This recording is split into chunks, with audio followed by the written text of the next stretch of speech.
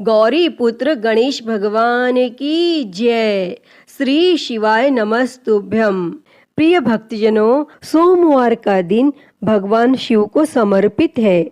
इस दिन लोग भगवान शिव के लिए व्रत रखकर पूरे दिन भूखे रहकर भगवान शिव को प्रसन्न करने की कोशिश करते हैं। जो व्यक्ति सोमवार के दिन पूजा करते हैं उन्हें मनोवांछित फल अवश्य मिलता है। सोमवार व्रत के दिन भगवान शिव के पूजन के पश्चात सोमवार व्रत की कथा पढ़नी अथवा सुननी चाहिए, क्योंकि इसके बिना यह व्रत अधूरा माना जाता है। तो आइए हम सुनते हैं सोमवार व्रत की कथा। तो आप सभी भक्तजन इस कथा को पूरी श्रद्धा, ध्यान पूर्वक और प्रसन्न चित्त मन से सुनिए। तो आप सभी प्रेम से बोलिए, श्री उमापति शंकर भगवान की जय, सर्वदेवी देवता की जय। एक बार की बात है, माता पार्वती शिवजी को पति रूप में प्राप्त करने के लिए घोर तप कर रही थी और उनके तप को देखकर देवताओं ने शिवजी से देवी की मनोकामना को पूर्ण करने की प्रार्थना की। तब शिवजी ने माता पार्वती जी की परीक्षा लेने सप्त ऋषियों को भेजा और सप्त ऋषियों ने शिवजी के सैकड़ों अवगुण गिनाए, परंतु पार्वती जी को महादेव के अलावा किसी और से विवाह मंजूर नहीं था। भक्तजनों, विवाह से पहले सभी वर अपनी भावी पत्नी को लेकर आश्वस्त होना चाहते हैं। इसीलिए भगवान शिवजी ने स्वयं भी पार्वती जी की परीक्षा लेने की ठानी और भगवान शंकर प्रकट हुए और पार्वती जी को वरदान देकर अंतर ध्यान हुए।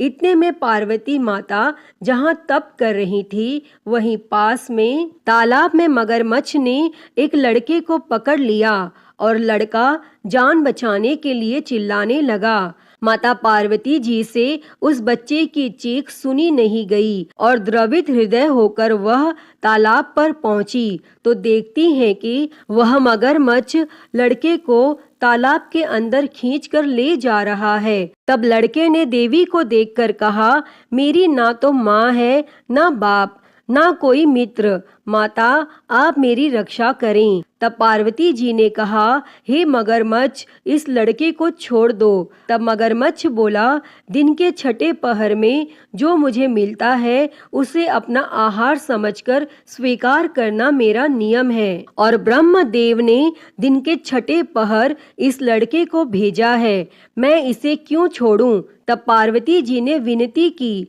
तुम इसे छोड़ दो, बदले में तुम्हें जो चाहिए वह मुझसे कहो। तब मगरमच्छ बोला, एक ही शर्त पर मैं इसे छोड़ सकता हूँ। आपने तप करके महादेव जी से जो वरदान लिया है, यदि उस तप का फल मुझे दे दो तो मैं इसे छोड़ दूंगा। तब पार्वती जी तुरंत तैयार हो गई और उन्होंने कहा, मैं अपने तप का फल तुम्हें देने के लिए तैयार हूँ, लेकिन तुम इस बालक को छोड़ दो। और मगरमच्छ ने समझाया, सोच लो देवी, जोश में आकर संकल्प मत करो। हजारों वर्षों तक जैसा तप किया है वैसा देवताओं के लिए भी संभव नहीं है। उसका सारा फल इस बालक के प्राणों के बदले चला जाएगा। तब माता पार्वती जी ने कहा, मेरा निश्चय पक्का है, मैं तुम्हें अपने तप का फल देती हूँ, तुम इसको जीवन दे दो। और तब मगरमच्छ ने पार्वती जी से तप दान करने का संकल्प करवाया और तप का दान होते ही मगरमच्छ का देह तेज से चमकने लगा और मगरमच्छ बोला, हे पार्वती, देखो तप के प्रभाव से मैं तेजस्वी बन गया हूँ। तुमने जीवन भर की पूंजी एक बच्चे के लिए व्यर्थ कर दी। चाहो तो अपनी भूल सुधारने का एक मौका और दे सकता हूँ। तब पार्वती जी ने कहा, हे ग्राह, तब तो मैं पुनः कर सकती हूँ, किंतु यदि तुम इस लड़के को निगल जाते तो इसका जीवन वापस नहीं मिल सकता था। और देखते ही देखते वह लड़का अदृश्य हो गया और मगरमच्छ भी लुप्त हो गया। तब पार्वती जी ने विचार किया, मैंने तब तो दान कर दिया है और अब पुनः तप आरंभ करूंगी। और पार्वती जी ने फिर से तप करने का संकल्प लिया। तब भगवान सदाशिव फिर से प्रकट होकर बोले, पार्वती भला अब क्यों तप कर रही हो? तब पार्वती जी ने कहा, प्रभु मैंने अपने तप का फल दान कर दिया है। आपको पति रूप में पाने के संकल्प के लिए मैं फिर से वैसा ही घोर तप कर आपको प्रसन्न करूंगी। और तब महादेव जी बोले, मगरमच्छ और लड़के दोनों रूपों में मैं ही था, और तुम्हारा चित्त प्राणी मात्र में अपने सुख दुख का अनुभव करता है या नहीं, इसकी परीक्षा लेने को मैंने यह लीला रची थी। अनेक रूपों में दिखने वाला मैं एक ही हूँ। मैं अनेक शरीरों से अलग निर्विकार हूँ। तुमने अपना तप मुझे ही दिया है, इसीलिए अब और तप करने की कोई जरूरत नहीं है। तब देवी ने महादेव को प्रणाम कर प्रसन्न मन से विदा किया। तो सभी प्रेम से बोलिए, शंकर पार्वती भगवान की जय। हर हर महादेव। प्रिय भक्तजनों, आइए अब सुनते हैं सभी मनोकामनाओं को पूरी करने वाली अगली कथा। एक समय की बात है, एक गांव में भगवान शिव जी का परम भक्त एक ब्राह्मण रहता था। वह ब्राह्मण जब तक रोज सुबह ब्रह्म मुहूर्त में उठकर नित्य कर्मों से निवृत्त होने के पश्चात भगवान शंकर का पूजन नहीं कर लेते थे, तब तक उन्हें चैन नहीं पड़ता था। और जो कुछ भी दान दक्षिणा में आ जाता, उसी से वह ब्राह्मण अपना गुजारा करते थे। और दयालु इतने थे कि जब भी कोई जरूरतमंद मिल जाता तो अपनी क्षमता के अनुसार उसकी सेवा जरूर करते थे। और इस कारण शिवजी के परम भक्त ब्राह्मण देवता गरीबी का जीवन व्यतीत कर रहे थे। और ब्राह्मण की इस दानी प्रवृत्ति से उनकी पत्नी उनसे चिढ़ती तो थी, किंतु उनकी भक्ति परायणता को देख उनसे अत्यधिक प्रेम करती थी। इसीलिए वह कभी भी उनका अपमान नहीं करती थी। और साथ ही अपनी जरूरत का धन वह आस पड़ोस में मजदूरी करके जुटा लेती थी। एक समय ऐसा आया जब मंदिर में दान दक्षिणा कम आने लगी, जिससे उन पंडित जी को आर्थिक तंगी का सामना करना पड़ा। और घर की मूल आवश्यकताओं की पूर्ति नहीं होने के कारण ब्राह्मणी दुखी रहने लगी। और इसी तरह दिन बीतने लगे। एक दिन महाशिवरात्रि का दिन आया और उस दिन भी पंडित जी हमेशा की तरह ब्रह्म मुहूर्त में उठकर नित्य कर्मों से निवृत्त होने के लिए नदी की ओर चल दिए। संयोग से उस समय उस राह से पार्वती जी और शिवजी गुजर रहे थे। तब अचानक से पार्वती जी की नजर उस ब्राह्मण पर पड़ी। और आज पंडित जी महाशिवरात्रि को लेकर इतने उत्साहित नहीं थे जितने कि अक्सर हुआ करते थे। और तब पार्वती जी को बात समझते देर नहीं लगी और उन्होंने भगवान शिव जी से कहा, हे भगवान, यह ब्राह्मण देवता प्रतिदिन आपकी उपासना करते हैं, फिर भी आपको इसकी चिंता नहीं है। और पार्वती जी की बात सुनकर शिवजी बोले, देवी, अपने भक्तों की चिंता मैं नहीं करूँगा तो कौन करेगा? तब पार्वती जी बोली, तो हे महादेव, आपने अब तक इसकी सहायता क्यों नहीं की? तब शिवजी बोले, देवी, आप निश्चिंत रहिए। अब तक उसने जितने बिल्व पत्र शिवलिंग पर चढ़ाए हैं, वही बिल्व पत्र आज रात्रि में उसे धनपति बना देगा। और यह बातचीत करके पार्वती जी और शिवजी तो चल दिए, किंतु संयोग तो देखिए, उसी समय उस राह में एक व्यापारी गुजर रहा था और उसने छुपकर शिवजी और पार्वती जी का वार्तालाप सुन लिया। तब व्यापारी ने अपना दिमाग चलाया, अगर बिल्व पत्र से ब्राह्मण धनपति हो सकता है तो फिर मैं क्यों नहीं हो सकता। और यही सोच वह ब्राह्मण के घर पहुंच गया और ब्राह्मण से बोला, पंडित जी, आपने अब तक जितने भी बिल्व पत्र शिव पूजन में चढ़ाए हैं वह सब मुझे दे दीजिए और बदले में मैं आपको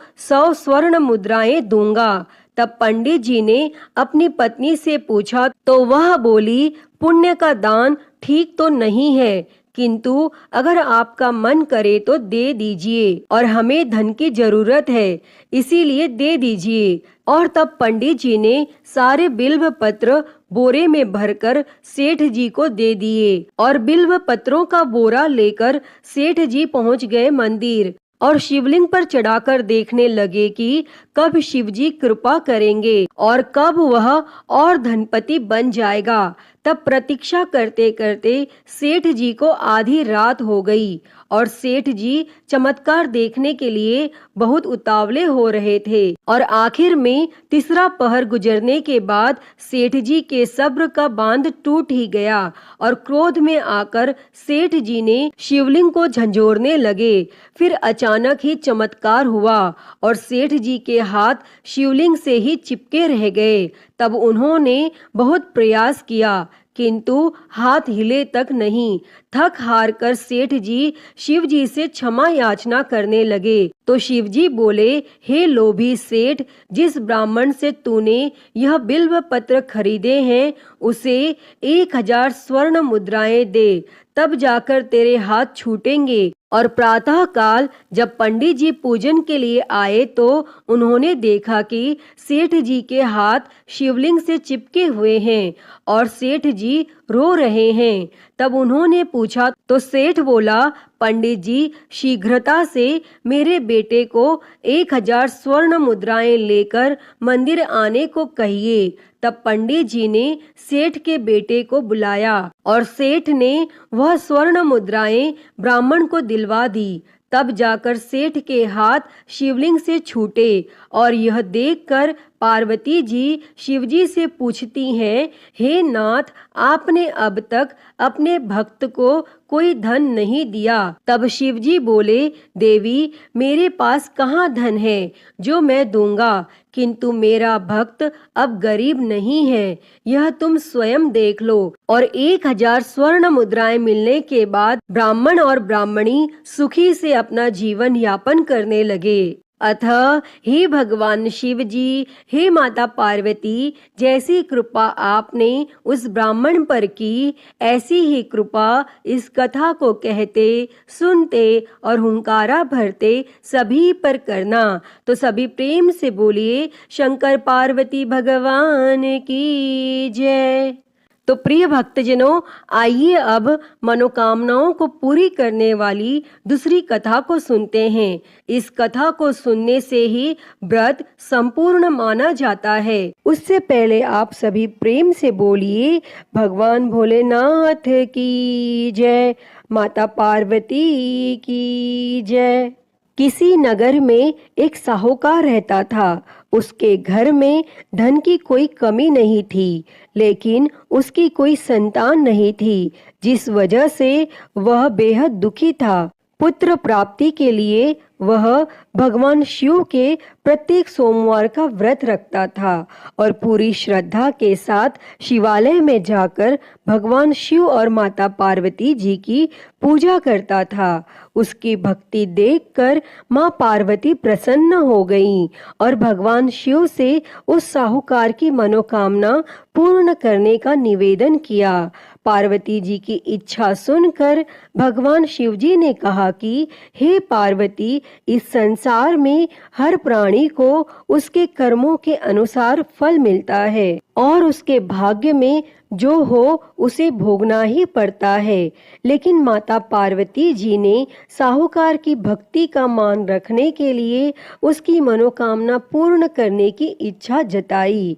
तब माता पार्वती के आग्रह पर भगवान शिव जी ने साहूकार को पुत्र प्राप्ति का वरदान तो दे दिया, लेकिन साथ ही यह भी कहा कि उसके बालक की आयु केवल 12 वर्ष होगी।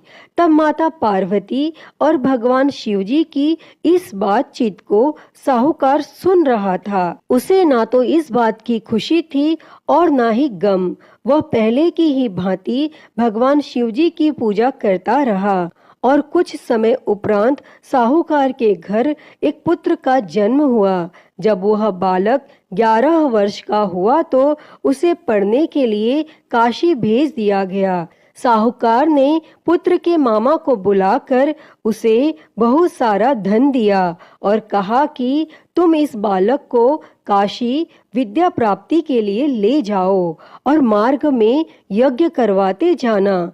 जहाँ भी यज्ञ कराओ वहीं पर ब्राह्मणों को भोजन कराते और दक्षिणा देते हुए जाना। और दोनों मामा भांजे इसी तरह यज्ञ कराते और ब्राह्मणों को दान दक्षिणा देते काशी की ओर चल पड़े। रास्ते में एक नगर पड़ा जहाँ नगर के राजा की कन्या का विवाह था, लेकिन जिस राजकुमार से उसका विवाह होने वाला था वह एक आंख से काना था। तब राजकुमार के पिता ने अपने पुत्र के काना होने की बात को छुपाने के लिए एक चाल सोची। साहूकार के पुत्र को देखकर उसके मन में एक विचार आया। तब उसने सोचा क्यों न इस लड़के को दुल्हा बनाकर राजकुमारी से विवाह करा दूं और विवाह के बाद इसको धन देकर विदा कर दूंगा और राजकुमारी को अपने नगर ले जाऊंगा।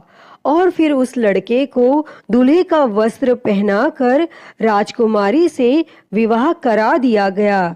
लेकिन साहूकार का पुत्र एक ईमानदार लड़का था। उसे यह बात न्याय संगत नहीं लगी और उसने अवसर पाकर राजकुमारी की चुन्नी के पल्ले पर लिखा कि तुम्हारा विवाह मेरे साथ हुआ है, लेकिन जिस राजकुमार के संग तुम्हें भेजा जाएगा वह एक आंख से काना है। मैं तो काशी पढ़ने जा रहा हूँ। तब राजकुमारी ने चुन्नी पर लिखी बातें पढ़ी तो उसने अपने माता पिता को यह बात बताई। तब राजा ने अपनी पुत्री को विदा नहीं किया और फिर वह बारात वापस चली गई। दूसरी ओर साहूकार का लड़का और उसका मामा काशी पहुँचे और वहां जाकर उन्होंने यज्ञ किया और जिस दिन लड़के की आयु 12 साल की हुई उसी दिन यज्ञ रखा गया। लड़के ने अपने मामा से कहा कि मेरी तबीयत कुछ ठीक नहीं है। तब मामा ने कहा कि तुम अंदर जाकर सो जाओ और भगवान शिवजी के वरदानानुसार कुछ ही क्षणों में उस बालक के प्राण निकल गए और मृत भांजे को देखकर उसके मामा ने विलाप शुरू किया। संयोगवश उसी समय भगवान शिवजी और माता पार्वती उधर से जा रहे थे। तब माता पार्वती ने भगवान शिवजी से कहा, प्राणनाथ, मुझे इसके रोने के स्वर सहन नहीं हो रहे। आप इस व्यक्ति के कष्ट को अवश्य दूर करें। और जब भगवान शिवजी मृत बालक के समीप गए तो वह बोले कि यह तो उसी साहूकार का पुत्र है जिसे मैंने 12 वर्ष की आयु का वरदान दिया था। अब उसकी आयु पूरी हो चुकी है। लेकिन मातृभाव से विभोर माता पार्वती ने कहा कि हे महादेव, आप इस बालक को और आयु देने की कृपा करें, अन्यथा इसके वियोग में इसके माता पिता भी तड़प तड़प कर मर जाएंगे। और फिर माता पार्वती के आग्रह पर भगवान शिवजी ने उस लड़के को जीवित होने का वरदान दिया और शिवजी की कृपा से वह लड़का जीवित हो गया। और फिर शिक्षा समाप्त करके वह लड़का अपने मामा के साथ अपने नगर की ओर चल दिए और दोनों चलते हुए उसी नगर में पहुँचे जहाँ उसका विवाह हुआ था। और उस नगर में भी उन्होंने यज्ञ का आयोजन किया। तब उस लड़के के ससुर ने उसे पहचान लिया और महल में ले जाकर उसकी आव भगत की और अपनी पुत्री को उसके साथ विदा किया। और इधर भूखे प्यासे रहकर साहूकार और उसकी पत्नी बेटे की प्रतीक्षा कर रहे थे। उन्होंने प्रण कर रखा था कि यदि उन्हें अपने बेटे की मृत्यु का समाचार मिला तो वह भी प्राण त्याग देंगे।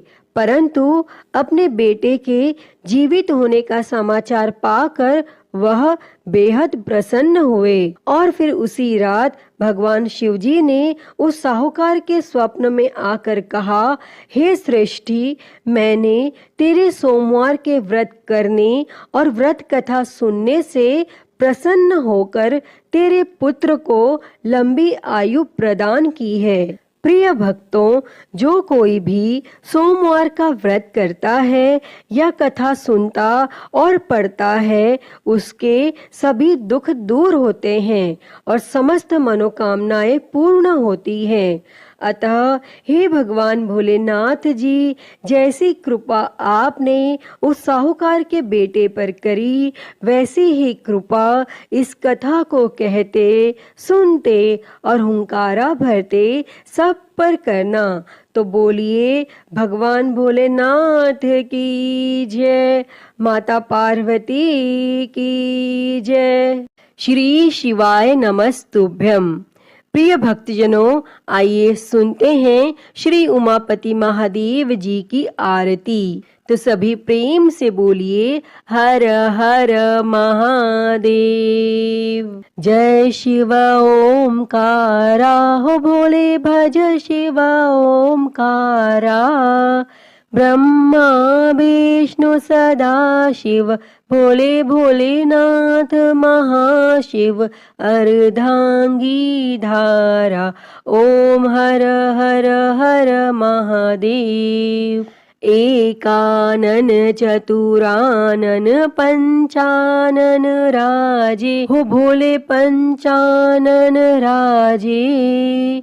हंसासन गरुड़ासन, हंसासन गरुड़ासन। वृषवाहन साजे, ओम हर हर हर महादेव। दो भुज चार चतुर भुज, दस भुज अति सोहे, भोले दस भुज अति सोहे। तीनों रूप निरखता, भोले जी का रूप निरखता। त्रिभुवन जन मोहे, ओम हर हर हर महादेव। अक्षमाला बनमाला मुंडमाला धारी, भोले मुंडमाला धारी।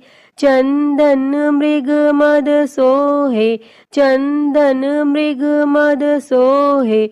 भोले शुभकारी, ओम हर हर हर महादेव।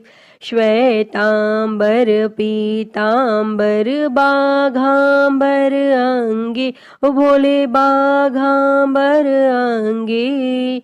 सनकादिक ब्रह्मादिक, सनकादिक ब्रह्मादिक। भूतादिक संगे, ओम हर हर हर महादेव। कर के मध्य कमंडल चक्र त्रिशूल धरता, हो भोले चक्र त्रिशूल धरता। जग करता जग भरता, जग करता जग भरता। जग संहार करता, ओम हर हर हर महादेव। ब्रह्मा विष्णु सदा शिव आजीवन एका, हो भोले जानत अविवेका। प्रणव अक्षर के मध्य, ओम अक्षर के मध्य। ये तीनों एका, ओम हर हर हर महादेव। काशी में विश्वनाथ विराजे, नंदी ब्रह्मचारी, हो भोले नंदी ब्रह्मचारी। नित उठ दर्शन पावत, रुचि रुचि भोग लगावत। महिमा अति भारी, ओम हर हर हर महादेव। त्रिगुण स्वामी जी की आरती जो कोई नर गावे, हो बोले जो कोई नर गावे। कहत शिवानंद स्वामी जपत हलाहल स्वामी, सुख संपत्ति पावे। ओम हर हर हर महादेव। जय शिव ओमकारा, हो भोले भज शिव ओमकारा। ब्रह्मा विष्णु सदा शिव, भोले भोलेनाथ महाशिव। अर्धांगी धारा, ओम हर हर हर महादेव। ओम हर हर हर महादेव। अच्युतं केशवं राम नारायणं कृष्ण दामोदरं वासुदेवं हरे। श्रीधरं माधवं गोपिकावल्लभं जानकी नायकं श्रीरामचन्द्रं भजे। हरे राम राम राम हरे हरे, हरे कृष्णा कृष्णा कृष्णा हरे हरे। हरे राम राम राम हरे हरे, हरे कृष्णा कृष्णा कृष्णा हरे हरे। बोलिए भगवान श्री रामचंद्र जी की जय। वृंदावन बिहारी लाल की जय। काशी विश्वनाथ महादेव की जय। श्री गणेश जी महाराज की जय। माँ भगवती की जय। धर्म की जय हो, अधर्म का नाश हो, प्राणियों में सद्भावना हो, विश्व का कल्याण हो, गौ हत्या बंद हो, गौ माता की सेवा हो, विश्व में शांति हो। ओम शांति शांति शांति ही। ओम नमः शिवाय, नमो नीलकंठाय। ओम नमः पार्वती पते, हर हर महादेव। हर हर महादेव, हर हर महादेव हर। प्रिय भक्तजनों, मैं उम्मीद करती हूँ कि आपको यह कथा पसंद आई होगी, और अगर वीडियो अच्छी लगी हो तो इसे लाइक करें, ज़्यादा से ज़्यादा शेयर करें, और कमेंट में हर हर महादेव लिखना ना भूलें। और महाकाल भक्ति ज्ञान चैनल को सब्सक्राइब कर नोटिफिकेशन बेल को ज़रूर ऑन कर लें। हर हर महादेव। धन्यवाद।